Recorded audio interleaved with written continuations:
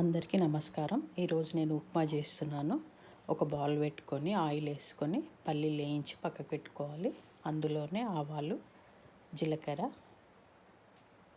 శనగపప్పు, పచ్చిమిర్చి, క్యారెట్, ఉల్లిపాయ, క్యాప్సికమ్, కొద్దిగా మెంతెం కూర వేసుకున్నాను. అవి 2 నిమిషాలు మగ్గనివ్వాలి. ఇప్పుడు టమాటా వేసుకోవాలి, ఉప్పు వేసుకోవాలి. 2 నిమిషాలు మగ్గిన తర్వాత 2 గ్లాసుల వాటర్ వేసుకోవాలి. వాటర్ మరిగేటప్పుడు 1 గ్లాసు ఉప్మా రవ్వ వేసుకోవాలి.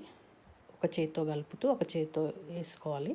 వేయించి పెట్టిన పల్లీలు వేసుకోవాలి, కొత్తిమీర వేసుకోవాలి.